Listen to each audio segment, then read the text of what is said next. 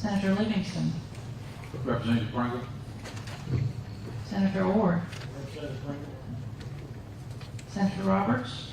Representative Pringle. Senator Schofield. Senator Singleton. Senator Smitherman. Representative England. Senator Williams. Representative Pringle. Representative Allman. Representative Boyd. Carnes. Representative Klaus. Representative Pringle. Representative Ellis. Representative Pringle. Representative England. Representative England. Representative Hall. Representative Chris England. Representative Jones. Representative England. Representative Laverne. Representative Pringle. Representative Pringle. Pringle.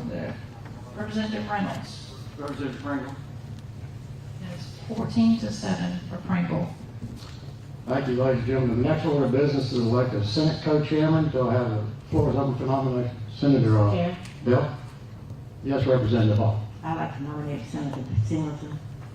We have a representative for, I second. we have a second on Mr. Livingston? Second. Yes. We have a second? Yes. Yes, second. Yeah, we got a first and second on. The question now is on Senator Singleton, you got me, or Senator Livingston. The clerk will call the roll. Those in favor of Livingston will say Livingston. Those for Singleton will say Singleton. Clerk call the roll. Senator Barfoot. Senator Livingston. Senator Bell. Senator Livingston. Senator Chastain. Senator Livingston. Senator Figures.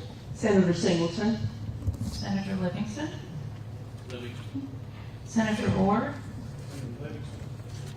Senator Roberts. Senator Livingston. Senator Schofield. Senator Singleton. Senator Smitherman. Senator Williams. Senator Williams. I'm sorry.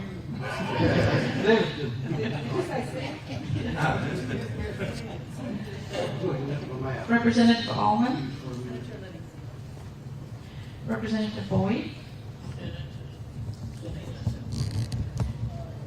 Representative Klaus. Representative Ellis. Senator Livingston. Representative England. Senator Singleton. Representative Hall. Senator Singleton. Representative Jones. Senator Singleton. Representative Laverne. Senator Livingston. Representative Pringle. Senator Livingston. Representative Reynolds. Senator Livingston. 14-7 for Livingston. Moving on to the next item of business, to review and approve the minutes from the last meeting. They're inside your packet. So do I have a motion? I have a motion. Do I have a second? I have a second. All in favor say aye. Aye. Like sign nay. Minutes are approved.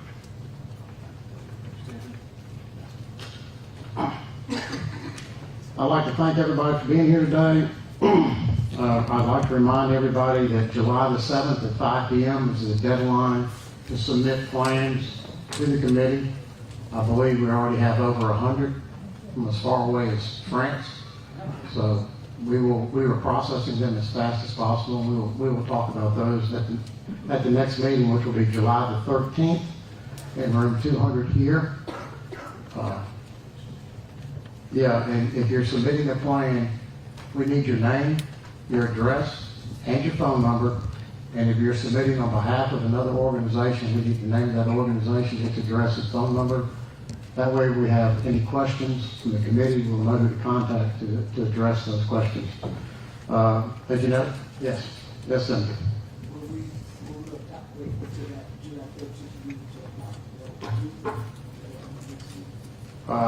We had on the agenda today to adopt the guidelines. Yeah.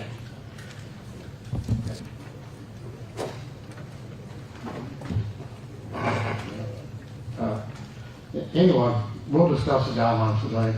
And as you well know, the governor has called a special extraordinary session for July 17th to start.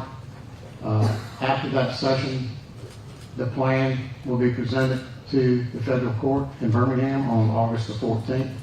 And then we will have a hearing in Birmingham when the court schedules it. But this is just one of many steps we have to go through on this process.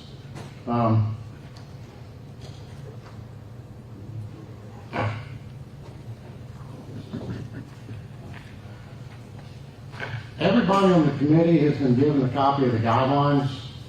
We ask you to please review those guidelines. Since today is just a public hearing, we're not going to adopt anything. But we do want to we want you to read the guidelines, review them, and we'll discuss them and we'll vote on them at the next meeting. So that gives you plenty of time to look at it and review them. Mr. Chair, Yes, ma'am. so am I looking at what's the heading that you're got? Reapportionment Committee Redistricting Guidelines, What's the date? You have a date on there? May 5th, 2021. Yeah. They're carried over from the last adopted guidelines. That's the reason we want everybody to read them and look at them. Yes. I'm looking at these, but they seem to me to be the, Will you please turn your microphone on? what I had it on. No. There you go. Thank you so much, Mr. Chairman. I'm looking at these dated May 5, 2021. These are the ones that we had last time. My question is, how do these differ in any way from those we used before, if they're the same or what? They're the same. We gave you the ones that we had adopted last time for your review and input, and we're going to talk about them and vote on them next time. Well, I'm saying this because I already had a copy of these from last year. I just wanted to make sure that I'm on the right page. Yes, ma'am. Start off right. Yes, ma'am. Unity. Yes, That's ma'am. the way we are. Thank you. We're not hiding anything. These are the existing guidelines, and we want everybody to look at them and review them, and we'll talk about them next time. Thank you. Yes, sir. Will there be, I guess there'll be some sort of procedure that we'll adopt if we're offering amendments to these guidelines? We're going to have a meeting to discuss them, yes, sir, in the next meeting. It would seem to me that it would be important for us to try to change the procedure considering the initial procedure got us in a little bit of hot water. So maybe over the course of the next couple of weeks, we could take a look at these guidelines and see if there's some things that need to be tweaked so we can avoid ending up back in court for doing the same thing and expecting a different result. So, do I need to submit any changes to these guidelines in writing prior to the next meeting, or do I wait till we get there? It would be helpful, yes, sir. That way we can have the lawyers review the changes to make sure they're complying with the Constitution and Section 2 of the Voting Rights Act. Thank you. And we want input. Everybody look at it, everybody read it, and if you got a suggestion, make a suggestion. So we'll be glad to look at it. Also, I'd like to point out the big white sign in the back of the room that's got, if you have questions or comments, it's got an email address you can send to it. So if the cameras could catch that, it would be greatly appreciated.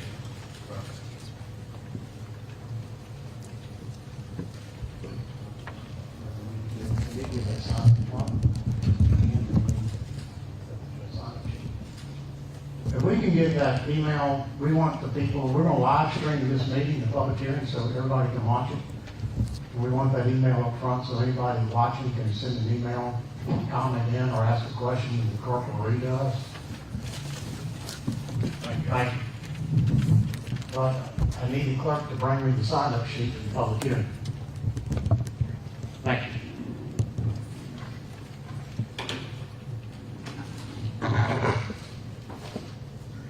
Mr. Walker, are you ready for the public hearing? All right, come forward.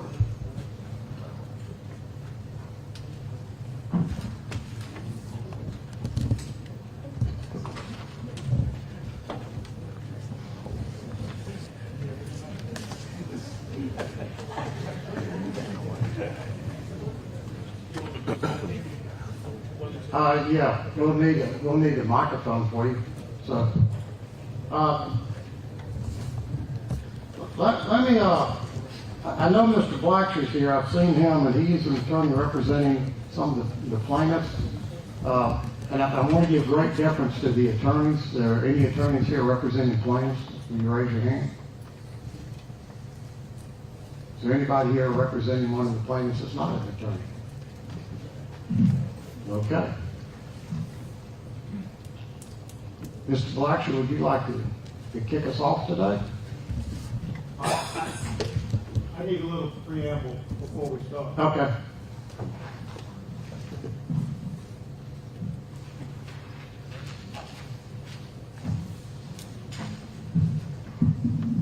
Am I on? Yeah. Good afternoon and welcome to this hearing. My name is Dorman Walker. I'm a lawyer who represents the Reapportionment Committee. I'm the committee's hearing officer for this hearing. The committee has two chairs. Senator Steve Livingston is the chair for the Senate, and Representative Chris Pringle is the chair for the House of Representatives. The members of the committee are Senator Barfoot, Senator Bell, Senator Chastain, Senator Livingston,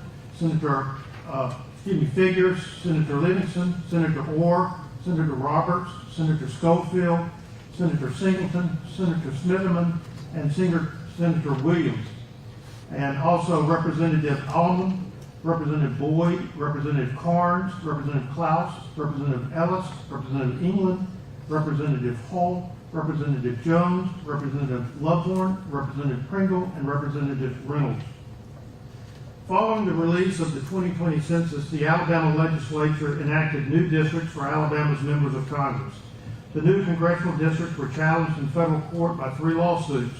Singleton v. Merrill, which challenged the new congressional districts as unconstitutional racial gerrymander.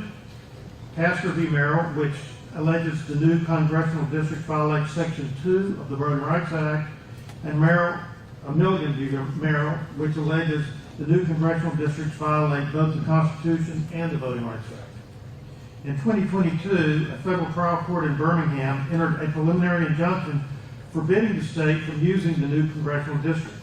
The basis for the trial court's ruling was its preliminary determination that the new congressional district violates Section 2 of the Voting Rights Act. The trial court did not address the argument that the new congressional districts are unconstitutional. On June 8, 2023, the United States Supreme Court affirmed the trial court's preliminary ruling. This means that the new congressional districts must be redrawn in a way that complies with Section 2 of the Voting Rights Act.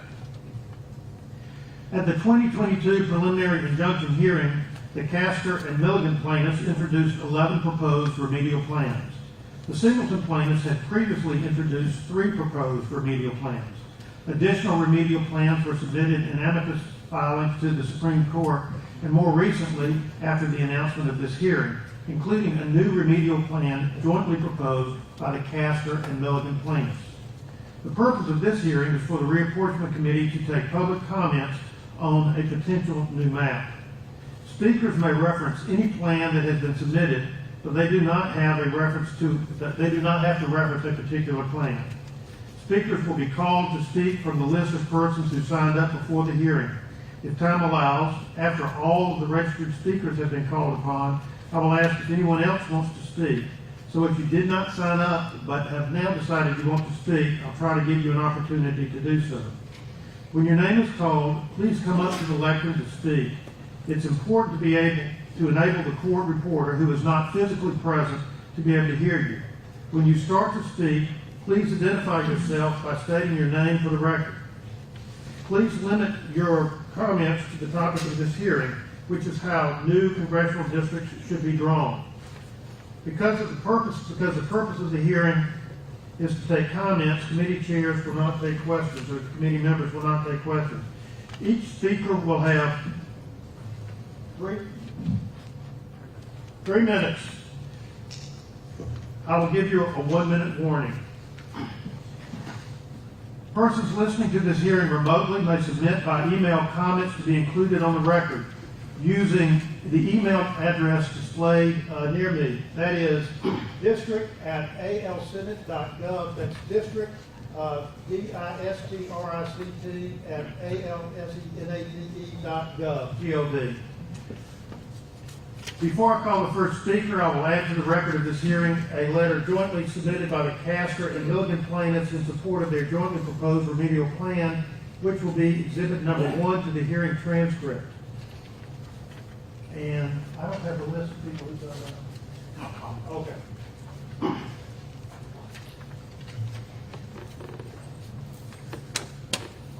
Are you ready? Mr. Chair? Yes, sir, Bill. Just a point of order to kind of, there's some confusion about that I want to make sure the record is clear. There are, the plaintiffs in the case that got us here today are the Castor and Milligan plaintiffs, correct? Yes, sir. Okay, because there was some mention about the Singleton map, but that is not an issue we're talking about today, correct? The Singleton map is on the agenda today. yes. But I guess what I'm asking is because it appears that the plaintiffs in the relevant case are the plaintiffs from the Milligan, and Castor, and those were the maps that were provided also, correct? Correct. All right, because I just want to make sure the record is clear that the Singleton map and that plaintiff is not a party to what we're doing today. But the Singleton map was introduced as a bill, and I understand that the plaintiff's attorneys did not show up. Now, But you, nobody from the plaintiffs are here. But the attorney, you an attorney for the plaintiffs? No, but I'm a plaintiff. Oh, you're a plaintiff, okay. Well, I'm gonna call on you, okay? So, Thank you. but I just want to make sure that there's no confusion about why we're here and what so we're here because of the Milligan and Castor plaintiffs. I understand. Yes, sir, Senator. I also wanted to be clear as well, is the fact that in this process there are 2 phases. The first phase is what the court has addressed. This is a totally independent phase that's dealing with remedy. And I think if you read those orders, they will address remedy totally independent from the fact that they've decided on this particular case. And because of that, it's not a bridge that carries over. It's a bridge that got us over. Now we are over here in the remedy phase. That's a whole different process in terms of us. The court is going to apply strict scrutiny to the process of which we put together. And because of that, those procedures and processes have to be addressed just as much as the fact that what got us to this point. Thank you. And thank you. With that, I would like to thank Mayor, the plaintiff. Would you like to address the committee first? You are a plaintiff in the case, correct? There are 3 plaintiffs. Okay, let's start with those 3 plaintiffs. If you'll come up, I'm gonna give a plaintiff 5 minutes instead of 3. Yeah, I'm gonna give y'all a little extra time, so please come forward. And I need you to stand at the microphone, announce your name very clearly for everybody to hear, and I'm gonna give you 5 minutes. Be sure to speak clearly. Yeah. Good morning or good afternoon. My name is Evan Milligan. But I'm gonna give you 5 minutes each. Really? Oh, yeah, we wanna hear from you, so yeah, give 5 minutes each, that's fine. Sure. Well, do all of you have copies of the letter that was submitted into the record today? Okay. What's the best way for me to get them to the folks on the panel? We'll get copies and send them out. Okay. Have you got copies? Yeah, there's enough for every member of the committee. If you just hand them the envelope, then they can sort out the distribution. But thank y'all for hearing from us. We won't actually take the whole 15 minutes you've allotted, I don't think. Right? But we want to say we are, as one of the members just indicated, our case was the one that the Supreme Court ruled on in terms of hearing our argument about the opportunity districts here in the state of Alabama. The three judge district court panel held unanimously that there was evidence of racial polarization in voting here to a degree that without opportunity districts for black voters in the state, you wouldn't have an additional, you wouldn't have black voters here in Alabama outside of District 7 able to elect a candidate of their choice. That ruling, that was from the lower district panel, and when the Supreme Court ruled on June 8th in our favor, they affirmed that lower court's ruling. The map that we're presenting to this body is one that features 2 opportunity districts. It addresses other issues with the with HB1, which is the map that we filed a lawsuit against, particularly in regards to cracking the voting strength of black voters in the Black Belt. So the map that we're producing actually keeps whole the 18 counties that form the core of the Black Belt. They're either placed in District 7 or District 2 of our remedial map. So that addresses the cracking problem. And this is also a map that splits it only splits 7 counties and 10 precincts. It doesn't touch the northern part of the state, as far I believe that's districts 4 and 5 in the Huntsville area and around Decatur. So this is a map that we're keeping what you already voted into law in 2021. It preserves the northern part of the state. And the alterations to the map actually mirror what this body did with the State Board of Education map, as far as uniting Mobile with Montgomery, and some of the other alterations. We feel like this is a map that keeps the state of Alabama on the right side of the Voting Rights Act. It addresses the issues with our current congressional map that the lower federal panel took issue with and found out of compliance, and then also that the Supreme Court also recognized we're out of compliance with Section 2 of the Voting Rights Act. And we strongly urge you to consider our remedial map. Thank you for giving me the opportunity to speak. We hope that the materials we provided are also helpful. Thank you so much, Mr. Milligan, and you are, sir? Not quite as tall as Mr. Evans, so I'll raise lower the mic. Good afternoon, ladies and gentlemen. My name is Bernard Simonton. I'm president of the Alabama State Conference of the NAACP. The NAACP is one of the plaintiff organizations in the Allen versus Milligan case, and we are here today to express our full support of the map that has been approved by all of the plaintiffs and submitted by our lead attorney. So we want to be sure that you all understand the plaintiff's map and that it has the full support of all the plaintiffs. The plaintiff's map also meets the standard that the Supreme Court has laid out for as what's required, what will be required as we redraw these maps. The SCOTUS Supreme Court ensured that African Americans are able to select or elect a person of choice when it comes to representing them in Congress. And we want to be sure that everyone understands that these maps will certainly give people of color, African Americans, the opportunity to select the person of choice that will represent them in Congress and be able to work with them in the district in which they live in.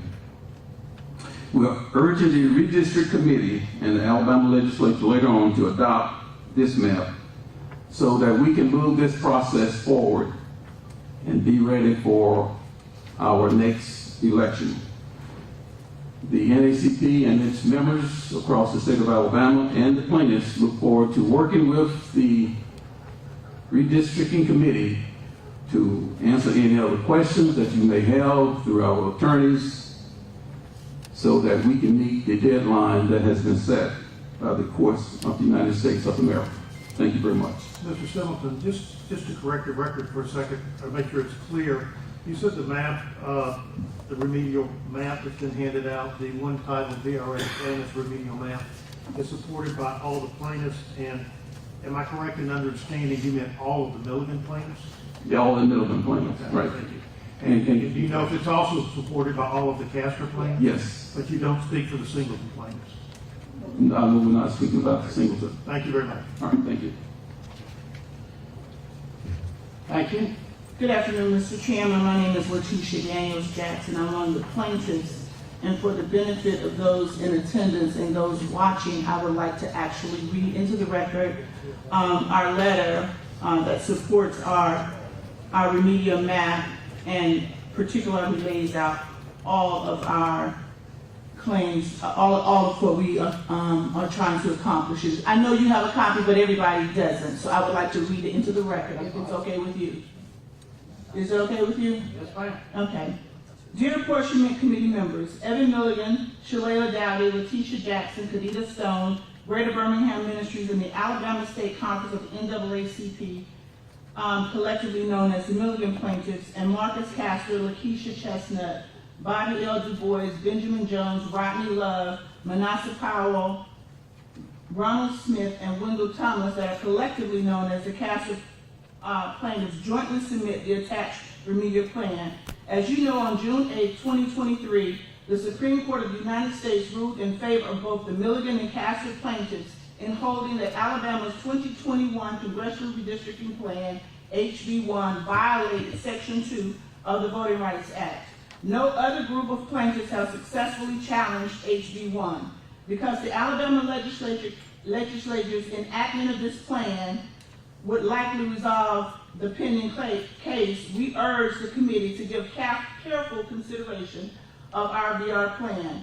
In affirming the 3-judge district's preliminary injunction against HB1, the Supreme Court upheld the district court's findings that quote, Black Alabamians enjoy virtually zero success in statewide elections, that political campaigns in Alabama have been characterized by overt and subtle racial appeals, and that Alabama's extensive history of repugnant racial and voting-related discrimination is undeniable and well documented, close quote. The court also held that the district court had quote, faithfully applied our precedents and correctly determined that HB1 violated Section 2, close quote. The Supreme Court also affirmed the findings that the elections in Alabama were racially polarized. Quote, on average, Black voters supported their candidates of choice with 92.3% of the vote, while white voters supported Black preferred candidates with 15.4% of the vote, close quote. And according to all the trial experts, racial polarization in Alabama is, quote, intense, very strong, and very clear, close quotes. Given the extreme degree of racially polarized voting in Alabama, the trial court's preliminary injunction order, which was upheld by the Supreme Court, emphasized the practical reality that any remedial plan will need to include 2 districts in which Black voters either comprise a voting age majority or something quite close to it. For this reason, any plan that proposes remedial districts in which Black voters constitute less than a voting age majority or something quite close to it almost certainly will not conform to the district court's order. The VRA plaintiff's remedial plan carefully adheres to the decisions of both the United States Supreme Court and the Federal District Court. The Voting Rights Act plan contains 2 districts that perform consistently for Black voters in primary and general elections. It also remedies the cracking of the Black Belt community of interest identified by the courts by keeping the 8 core Black Belt counties together within these 2 remedial districts, does not split Montgomery County or any other core Black Belt county, and has 0 population deviations.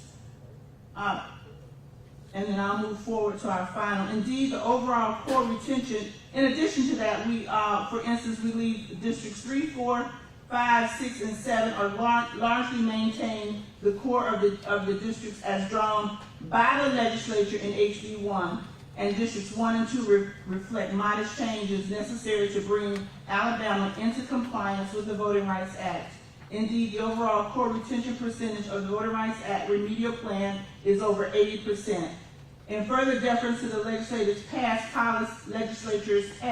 policy choices, the VRA plan splits Jefferson County in essentially the same manner as HB 1, and it splits Mobile County similar to the way in which the legislature did so in its enacted 2021 State Board of Election plan. Finally, the VRA plaintiff's remedial plan is based on the plaintiff's illustrative plans, including Cooper Illustrative Plan 2 and Duchin Illustrative Plan A, which the Supreme Court identified as legally acceptable remedies, but makes the specific changes to better reflect legislative choices like limiting the number of counties split and protecting district cores. For these reasons, the Milligan and Casper plaintiffs strongly and respectfully urge the legislature to adopt our plan. Thank you. Thank you so much for coming today. And I will now recognize for 3 minutes people who have signed up.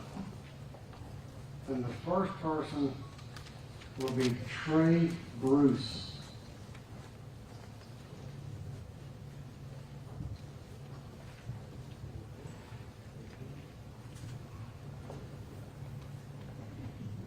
Good afternoon. My name is Trey Bruce, and I live in Birmingham, where I was raised. Graduated from Vestavia Hills High School in 2016 and then Auburn University in 2019.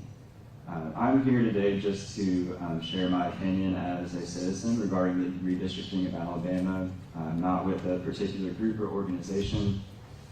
I had the privilege when I was at Vestavia High School to learn from a wonderful teacher named Amy Maddox, who taught for 2 years in U.S. history, as well as in a program called We the People, a mock congressional hearing program that taught us the importance and relevance of constitutional principles to the governance of our nation.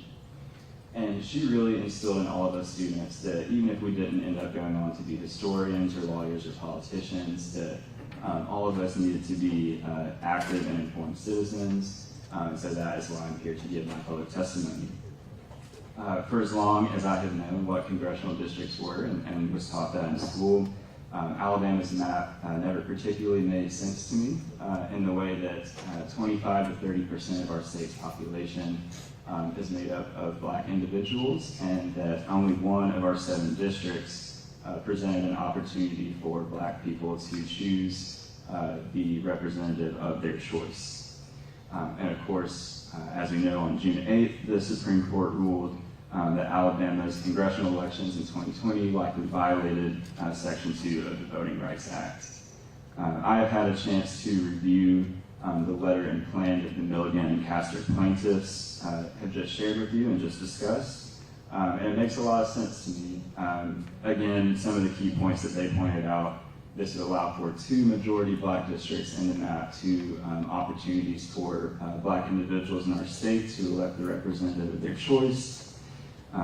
They indicate that there's 80% core retention with this map compared to the previous map, and this would also keep protection for all of our Black Belt counties. So for all of those reasons, I'm in support of what is known as the VRA plan presented by the Milligan and Castor plaintiffs, and I look forward to seeing our state move in a direction that is more representative for all of our citizens. Thank you. Thank you so much. The chair now recognizes Travis Jackson, Montgomery.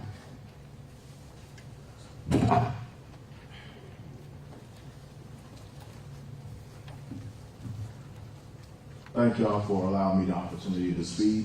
Reapportionment Committee, my name is Travis Jackson. I'm a Black Lives /Voter Matter activist who volunteers with an organization by the name of Rolling to the Polls, a voting rights advocate group of like-minded people driving voters to their proper or accurate voting locations. Also, I am an Iraq veteran. I mention this because I fought for the rights of all Americans, and that includes black voters. In this testimony, I would like to elaborate on the importance of drawing more majority-minority voting districts. I'll do so by explaining black voters' obstacles. Black voters have always been the major factor for a much brighter democracy. This is a proven fact throughout our American history. When it pertains to repairing human or civil rights, whether that's voting, healthcare, education, employment, housing, and feeding our neighbors or homeless people, black voters were and have continued to become the political superheroes within our economy. On June 8, 2023, the U.S. Supreme Court declared the current Alabama voting district map, which was made in 2022, is discrimination towards black voters. The black, or as we call it, the woke vote, has always been under attack by the Alabama government. Even though the Voting Rights Act of 1965 was signed into law, Alabama voters are still to this day facing systemic racism, voter suppression, or as I like to call it, Jim Crow 2.0. A prime example of voter suppression or Jim Crow 2.0 towards black voters to this day is strict voter ID laws. These type of voting laws have influenced a decrease in black voters' turnout. In return, white voters' turnout has definitely increased. Under these unethical laws, it is a requirement to show specific photo ID. According to a Brennan Center for Justice data, 25% of black voters don't have photo IDs, compared to 11% of all races combined. Other difficulties black voters face on election days are lengthy lines, heavy police presence inside and outside voters' buildings, and being directed to incorrect voting locations. Also, I have experienced myself being misguided phone calls. 30 seconds, sir. All right. 6 of Alabama's 7 congressional districts have a majority white voter population. Alabama's black population is 27%. In the Pledge of Allegiance, it states liberty and justice for all. Therefore, black voters should be in that word all through moral legislative action. Therefore, I strongly plead for the committee members to sketch a second reasonable majority-minority district. This is 2023, not 1953. Thank you for your consideration. Thank you so much. We appreciate you being here today. And the chair now recognizes is Adia Winfrey from Talladega.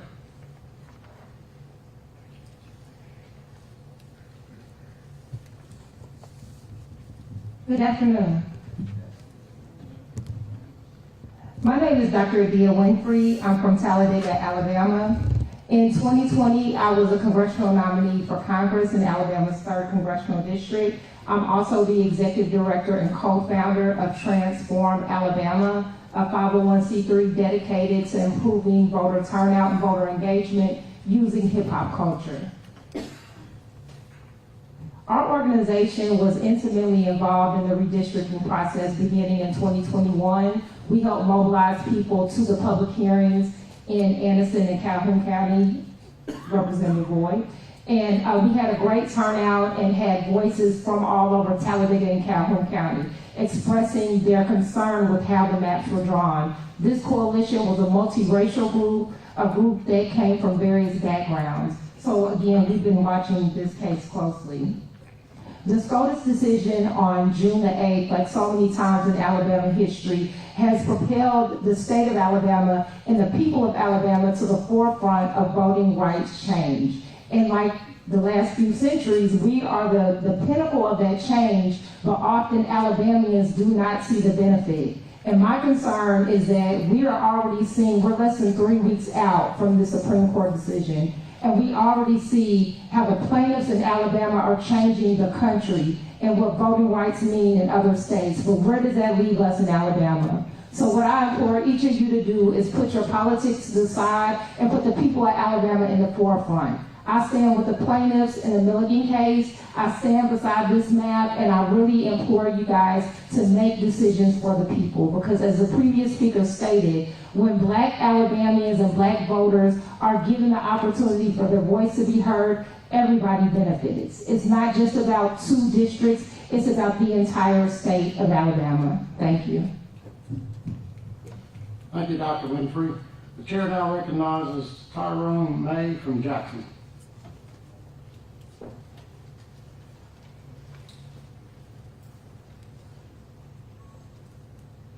Tyrone May here. Boy, you mean more, but I didn't sign up. You mean more, but I didn't sign up. The chair now recognizes Rondell Roan from Fulton in Clark County. I'm just here for you. Okay. All right. That's fine. The chair now recognizes that Felicia Pond from Montgomery. Okay. Chair now. Rondell James from Montgomery. Wrong. I'm sorry. Good evening. My name is Ronald James. I'm the state organizer for Black Voters Matter here in the state of Alabama. We could stand up here and repeat over and over things that we already know. Numbers don't lie. And a great professor of mine once told me that if we don't know our history, that we'll tend to repeat itself. Alabama has a history of being disobedient or not recognizing federal mandates in its history. We stand here today at the same precedence again with the mandate that's been handed down. We just ask that we follow the mandate, make the maps equal and fair.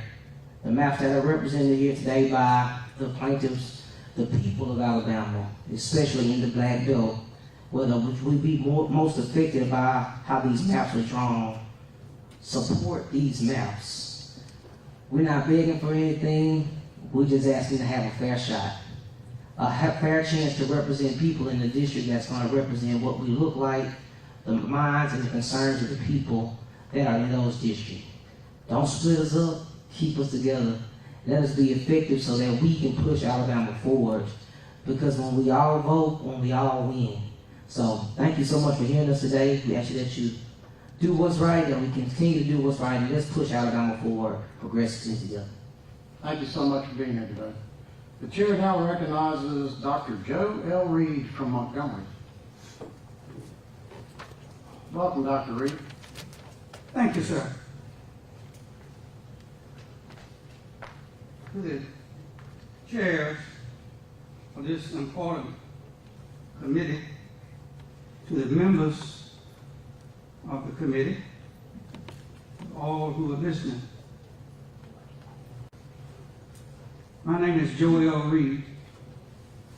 I'm chairman of the Alabama Democratic Conference, the Black Political Democratic Caucus of Alabama. I'm also vice chair for Minority Affairs of the Democratic Party of Alabama. And I appreciate the opportunity to come before this committee and express some thoughts I have about the plan. Before going further, I want to commend the plaintiffs in this lawsuit. To be commended for moving forward. I always thought we would win. I got to collect my stake from one of my friends who told me we weren't going to win it. I told him we would win it, and I'm going to get my stake pretty soon. And I want it to be a real good stake and not some little stake. Back to the real issue. I have been privileged for the last 45 to 50 years of participating in reapportionment plans. And by and large, we've been very successful. I worked with everybody I possibly could to get plans done, and one of the most enjoyable times I had to work with someone was Speaker Jimmy Clark of Barber County. It was amazing that Speaker Clark used to chair the Sovereignty Commission. And yet we put together a reapportionment plan that never left Montgomery County, Alabama. It was approved by the state courts. I want to mention 2 or 3 things about this plan, and I'm going to try not to repeat what others have already said. We believe that, and we know that the plan has to be constitutional, got to protect the one person, one vote. We understand that. We also realize and accept the fact it got to be racially fair. Now let me say this, in all due respect to everybody here, I'm not here to down any plan, I mean the promoted plan, my goal is very simple, is to get 2 majority black safe districts. That's what I'm here for.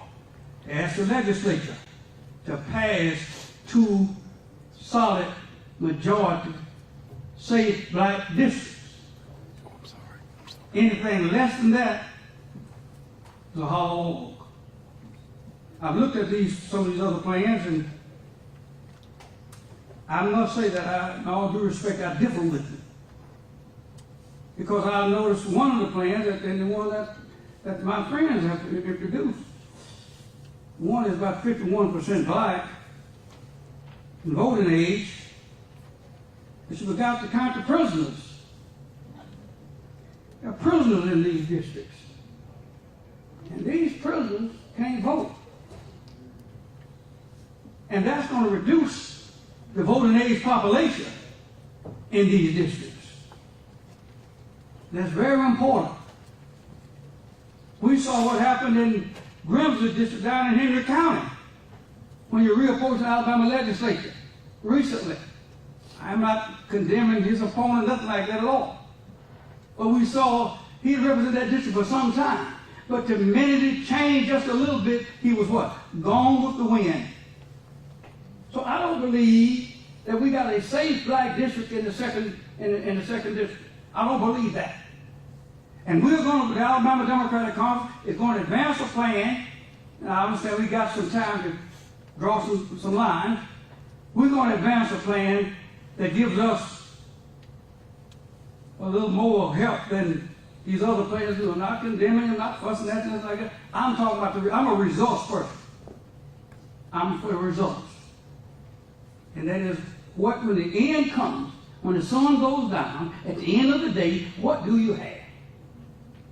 And my point is, unless we have a majority voting age population, a sizable one, we will have nothing. And I'm not mad at anybody at all. But you gotta be real and do reality check. Also, there are some kind of lines that you don't have to split them. There are some splits, yes, necessary splits. I've drawn some in the past where I split some time. And I'll draw some more. Our plan, we have had split some time, but there are some unnecessary splits. So there are some arguments over who will get Sugar Hill, Hopper Valley, and Peyton Place. That's irrelevant here. What we want and what we need, and I'm going to stop with this, we need a clear, safe, 2 majority black districts. Not with 1% here and 1% there, 0.5%. I'm talking about something that's realistic. So I want to say again, Mr. Chairman, we want to submit something to you. I want to say to the plaintiffs, I thank you. You've done a good job, and I want to commend your lawyers for it. And some of them I know very well. I don't have no fight. I just want results. And right now, I have not seen a plan yet, advanced, that would give us the comfort in getting 2 majority black districts to the United States Congress, and Alabama Democratic Council would be one. And I will say this. I would also encourage the plaintiffs. We need to sit down and talk. We're all on the same wavelength. We're all trying to get the same thing. So we don't have a fight. Let's sit down and talk and try to put one together. We all get behind. And we know, and I said to the white legislators here, we now got going to be 2 black districts. Thank you, Mr. So why don't you help us? And I look forward to seeing you on July the 13th, but we'll put your plan up on the screen, but you'll have it submitted by 5 p.m. July the 7th. Thank you, sir. And I know you will. Thank you so much, Dr. Reed. I'm going to take a moment and recognize Mr. Jim Blackshear from Birmingham. He deserves it. Give him a hand. Yeah.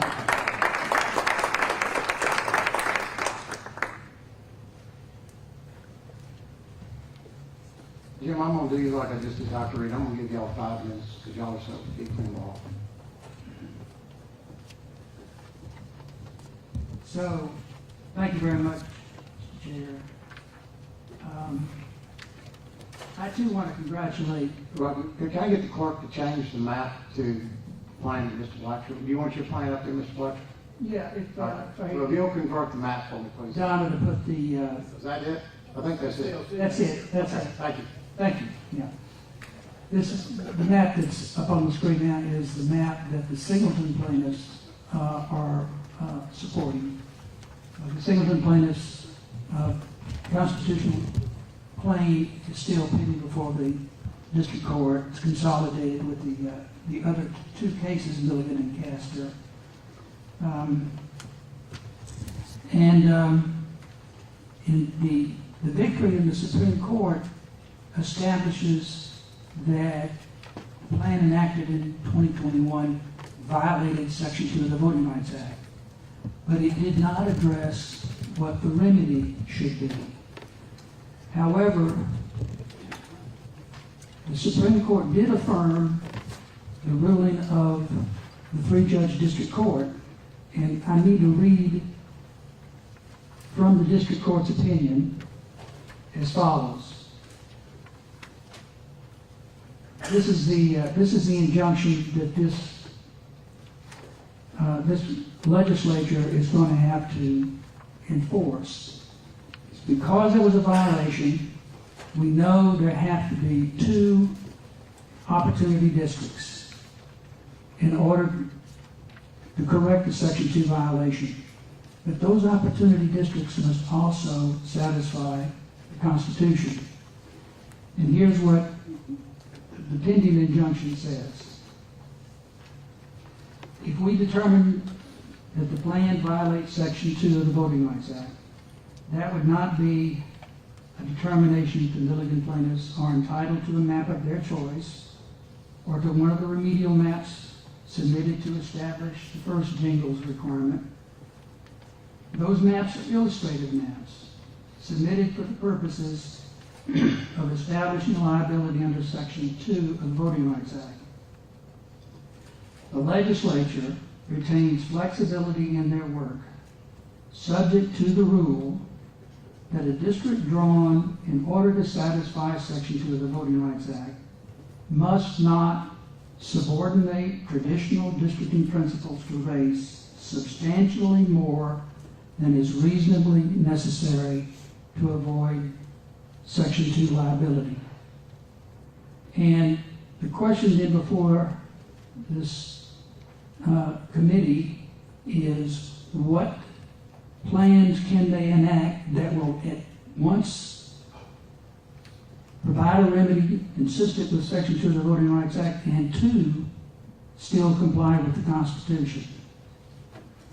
And the governing case is Cooper versus Harris in the Supreme Court 2017. It says that this committee must have a strong basis and evidence to conclude that Section 2 demands such race-based steps as splitting counties along racial lines.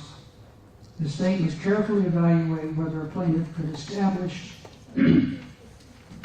all the jingles preconditions, including effective white bloc voting in the new district created without those measures. And we see nothing in the legislative record that fits that description. So what I'm pointing out here is that, and the lawyers can provide better explanation of what this is referring to, but this committee, in addition to adopting a plan, has to make sure it has before it evidence that it does in fact perform as an opportunity district.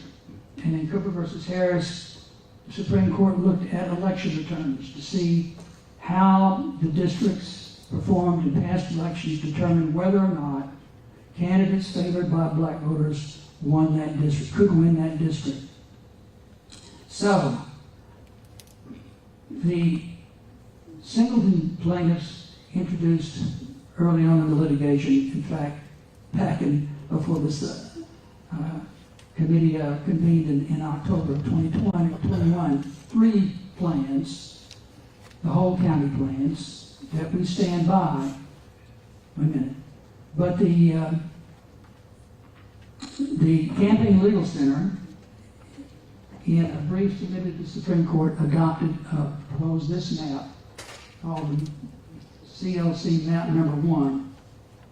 And it provides 2 opportunity districts without splitting a single county along racial lines. Jefferson County, Mobile County, Montgomery County. Tuscaloosa is split the way the legislature split it in 2021 in order to equalize population. All of the Black Belt counties, except for Barber, are in 1 district, not 2, but 1 district. And the second opportunity district is Jefferson County itself, which depends on crossover voting with white voters in Jefferson County. Jefferson County is the one county in Alabama that has demonstrated that there is crossover voting that can support black candidates' choices. So I point out that problem to the court, to the committee, about how it must follow its work, and the rules it must follow in doing this work. Thank you. Thank you, Mr. Blackshear, and I know we'll see you on July the 13th. No, we're not going to. Today's just input from the public.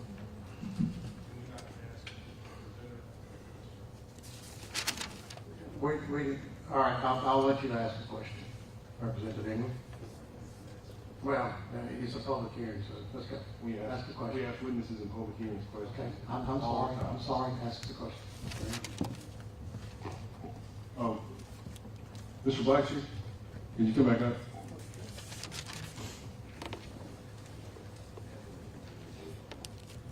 That's his map right there. It was actually in your folder. It's one of the singles of plans. It's in your package. It's one of the singles of plans in your package. Representative England? Yeah, I'm not going to keep you long. I just want to make a very clear distinction. Your case, the case that you represent, is still pending, correct? We represent Singleton plaintiffs in a case that's still pending before the 3-judge court and has not been, our constitutional claim against the 2021 plan has not yet been addressed, yes. All right, so you aren't a party to the case that we're here on, like what got us here, correct? No, we are consolidated. We are parties in the consolidated litigation, and we are parties to what remedy is adopted by the 3-judge court. Yes, sir. Mr. Walker asked you a question initially that said, or not asked a question, you a question, but asked the other presenters a question saying, whether or not you agreed with or were presented with the maps from the Milligan and Castor plaintiffs. Have you seen those maps? Yes. All right. Do you agree with those maps? I agree that those maps provide opportunity districts for black voters, but I have my doubts about whether it could satisfy strict scrutiny under the Constitution because of the way it splits Mobile and Jefferson County along racial lines. All right, but the question is, you do not agree with the maps from the Castor or Milligan, the map that was presented from the Castor and Milligan plaintiffs, correct? It's not a question of whether I agree with it or not. I think it's a good map for the purpose for which it was drawn. I'm just saying that I don't believe that it's going to be able to pass strict scrutiny if it goes before the 3-judge court for that decision. And you say satisfying the standard of strict scrutiny because why? Because it splits counties along racial lines to achieve a racial target of 50% plus 1. But each map that you presented also does that. No. Well, I mean, because Tuscaloosa is split. Tuscaloosa is split, as are 5 other counties, in order to accomplish 0 deviation. And that split in Tuscaloosa County was not drawn by us, but by this committee back in 2021. So you would agree that in order to satisfy the Voting Rights Act, you are allowed to split precincts, split counties, and whatever is necessary to accomplish that objective. I think that's actually dictated from one of the opinions. As long as it's not done along racial lines, the splits have to be done to accomplish 0 deviation. Does one of the maps you present actually have small percentages of deviation? No. Well, Singleton 1 and 2 had deviations that were not 0. Singleton 3 has a zero Purpose of deviation. that deviation? This one here has a zero deviation, the CLC plan. So two of the plans that you presented, the purpose of the deviation was to attempt to find a way to satisfy the Voting Rights Act requirements, correct? I'm sorry, say again? So the two of the maps that you presented had small deviation in an attempt to try to satisfy the requirements of the Voting Rights Act, correct? No. So why did you have deviation in those two maps? You're talking about Singleton 1 and Singleton 2? Yes, sir. Well, because Singleton 1 was drawn without splitting a single county for any reason. And by the way, this is something that's not going to be taken up at this time, but this committee needs to know that you can draw a plan that keeps all the counties whole and produces 2 opportunity districts, but it has Singleton 1 had a maximum population deviation of 2.47%. 2.47%. And the Supreme Court has said if you had adopted that, it's likely that that would have satisfied the Supreme Court standard for equal population in congressional districts because it's done to keep from splitting any counties. You know, this state did not have congressional districts that split a single county from 1819 until, I guess, 1965, when the first plan was drawn in response to Westbury versus Sanders. So for over a century, no counties were split.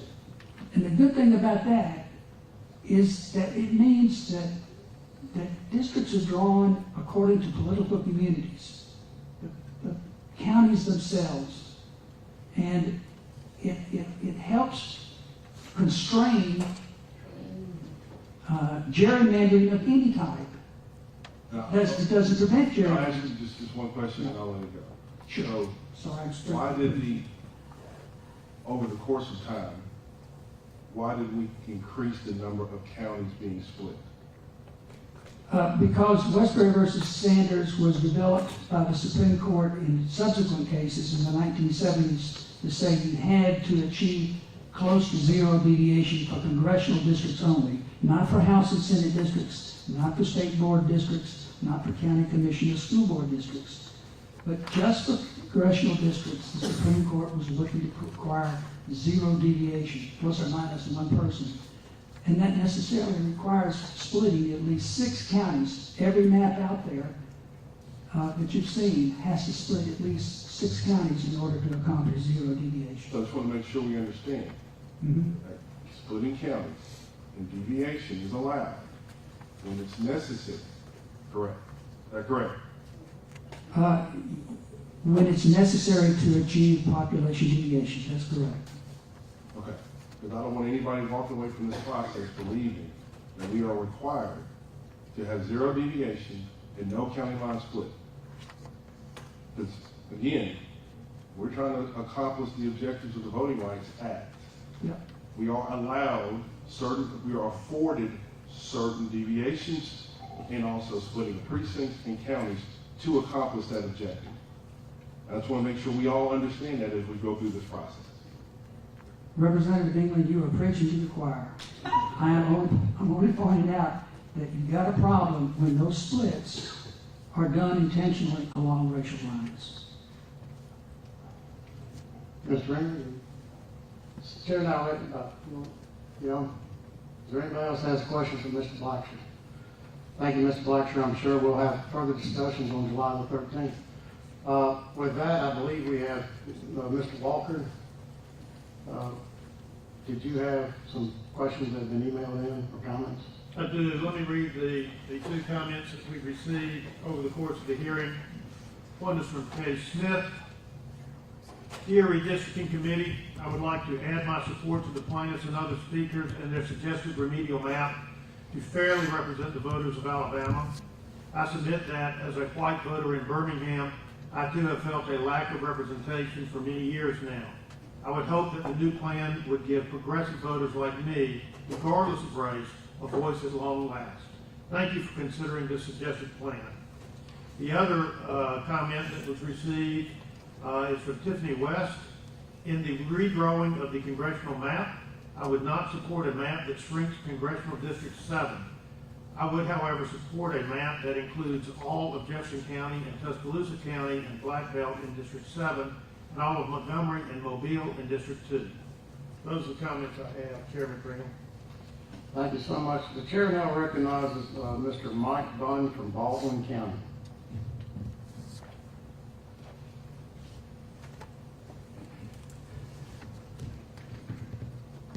Yes, sir. Thank you. Can you tell us what you're here to talk about, sir?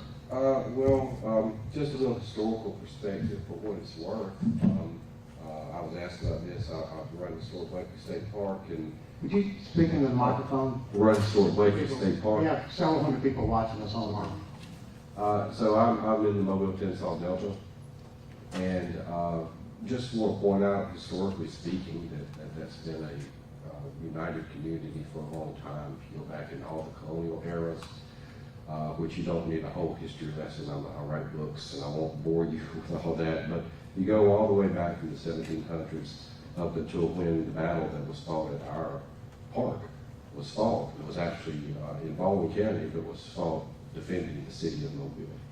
I was asked a little bit about that, and just historically speaking, we've been a united community on both sides of the bay for a long time.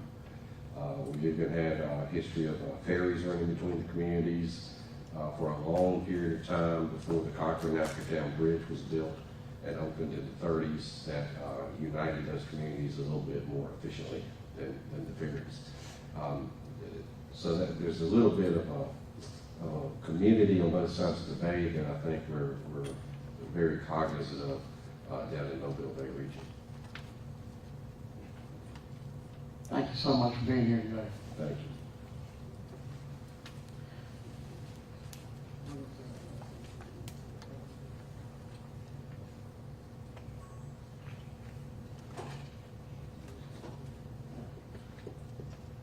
Just forgive me, but chair now recognizes Rodricia Russo from Dothan. Did I butcher that? I'm sorry.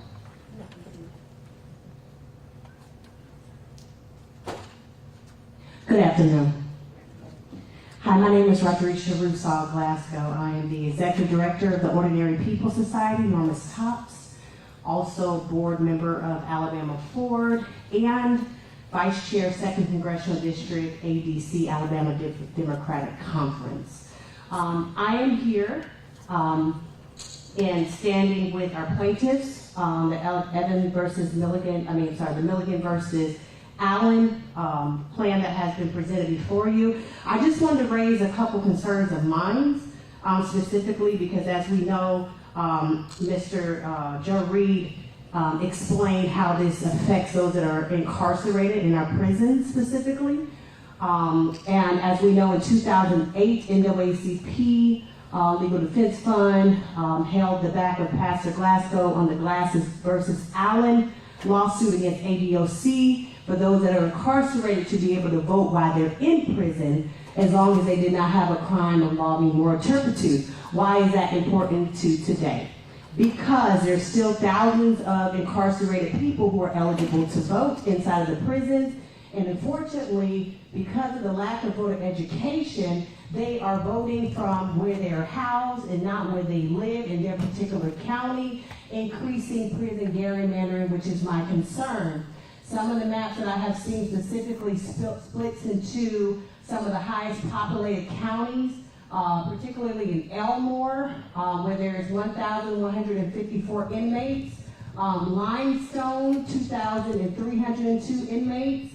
Montgomery really didn't break down. I didn't see too much variance in Bullock, but I just, for the numbers record, Bullock has 1,485, Tutwiler 714.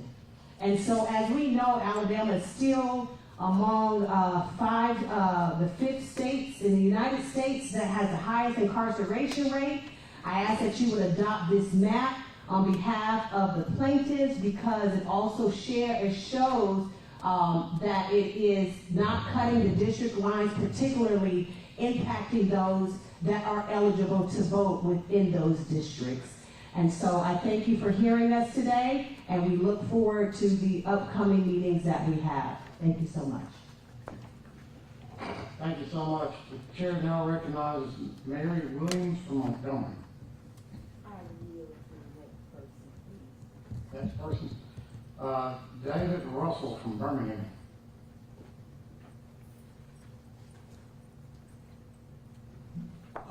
I really just signed up to just let them know, keep the numbers high. But while I'm here, I do make quite a few observations.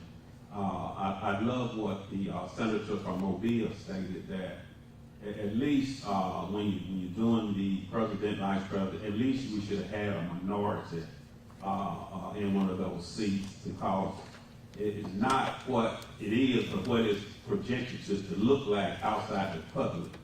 It appears that the public probably would see that, you know, even though these are 2 black districts, but yet still we have 2 white chairpersons. So I wish you all would kind of look at those appointments again. So if you have a white chair, at least we can get a black vice chair. Thank you. Thank you. The chair now recognizes Gregory Clark from Birmingham.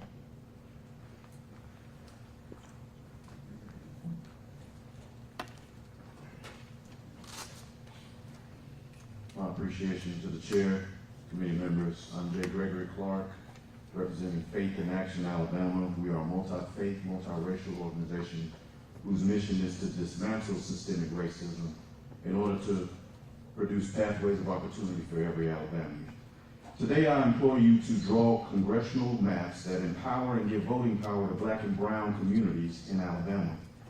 For far too long, minority communities, particularly black and brown citizens, have faced significant obstacles in exercising their right to vote and achieving fair representation. Historical injustices and systematic barriers have hindered our ability to fully participate in the democratic process. But we stand at a critical juncture where we have the opportunity to right these wrongs and ensure that every voice is heard. We must acknowledge the painful history of voter suppression and disenfranchisement faced by black and brown communities in Alabama. Our communities have persevered, fought for our rights, and contributed immensely to the fabric of our state. It is time to recognize our resilience and address the long-standing inequalities we continue to face. Drawing congressional maps that give voting power and representation to our communities is not only a moral imperative, it is a legal obligation. We must uphold the Voting Rights Act of 1965 and protect the rights of minority voters. To achieve this, I urge this committee to prioritize the following principles in the redistricting process. First, we must ensure that black and brown communities are not fragmented or diluted through gerrymandering tactics. By respecting the geographic, cultural, and socioeconomic boundaries of our communities, we can allow for a cohesive representation that truly reflects our interests and needs. Secondly, majority minority districts must be established to empower our communities to elect representatives who understand our unique experiences and concerns. It is through these districts that we can overcome historical barriers and provide opportunity for underrepresented communities to have our voices heard. Transparency and public participation are paramount. I implore the committee to conduct the redistricting process openly, engaging community organizations, advocacy groups, and residents in meaningful dialogue. Finally, I implore you members of the Alabama Reapportionment Committee to seize this moment, to be on the right side of history, and to draw congressional maps that give voting power to black and brown Alabamians. Together, let us build a future where every Alabamian has a voice, where fairness prevails, and where our democracy truly shines. Thank you for your time. Thank you so much. We appreciate you being here today. Now the chair recognizes Donald J. Williams from Montgomery. You yield? Mr. Williams yields. Now the chair recognizes Byron Evans from Selma. I yield. You yield? Mr. Walker, do you have any more comments that have come in on the email address? Chairman Pringle, I don't have any other comments. Oh, wait, I've got one. Yeah. Later on.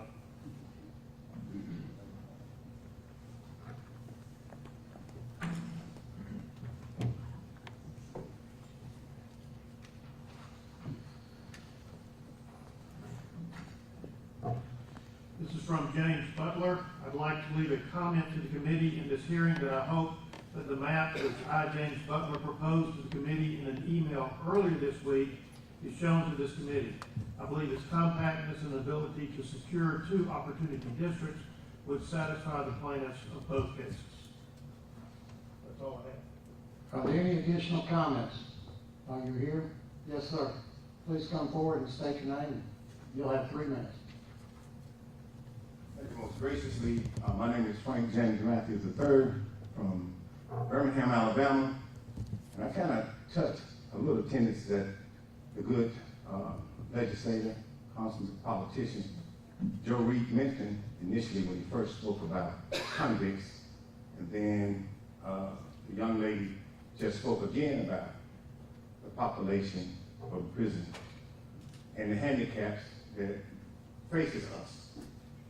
I was arrested 11 years old in the county jail in Limestone, Alabama, had a criminal career with some 38 arrests. But out of all that, I turned of lemons into lemonade.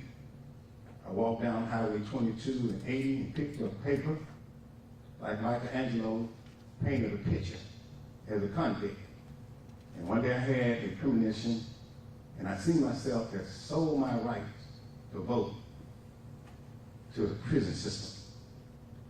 I was able to change my life in prison, got an early release from prison, and of all people, Governor Guy Hunt gave me a pardon. And I was able to run for elected office. I ran for mayor, I ran for city council twice, I ran for state representative first. I ended up being the first black person that happened to be a black man that got in a runoff in District 2, there in the city council of Birmingham, Alabama. And to this day, no black person has gotten that seat. The young people of black population, majority. The older black people are majority population. But what they did, when I ran for state representative and almost got in a runoff, missed it by 200 votes with Oliver Robertson, they changed the district from way at the top of the Birmingham map and went way to almost the bottom of the Birmingham map and brought in enough of Shelby County, which was literally white. And I like 200 votes from becoming the first black man, the first convicted black man, to be a council person in District 2. What I say, I want to say to the NAACP, I want to say to all these other groups, you better count your numbers and who has a propensity for voting. Okay? So if you don't have a propensity for voting, you can have the black, young, you can have older blacks in the district and still have white representation. So I suggest that you go up there in North Huntsville, in that area up there where Ms. Hall is, because the black people in that area have a high propensity for voting. So you can do the same way they did to me. Way down in Shelby County, got that little cotton, picked that cotton and rolled it down the river and kept me from being elected. So that's one of the things you gotta make sure. Don't say it's just black. Don't say it's just young. Mr. Williams, that's the count your votes before you go at it. Thank you. Thank you. Is there anybody else who would like to say something before we conclude this public hearing? With that, public hearing is closed. We stand adjourned. I'm sorry, I didn't see you. Mr. Bennett, it won't take but a second just to say something because I learned something here. Dr. Reed made a profound statement when he talked about look at these districts and make sure people can vote. I'm from a county that has a prison, and right next door, Barber County has a prison. I see these prison numbers in these maps. We need to make sure that we have people in these communities that can vote, a voting age, and going to be able to do something. So I'm looking forward to seeing your map, Dr. Reed, and thank you all for allowing me just to say a brief word to this committee. Let's make sure we got something in our vote. We need your name. John McGowan, County Commissioner, Boulder County District 3. John McGowan. Thank you so much, John. All right, with that, is anybody else? I don't want to make that mistake twice. We are adjourned.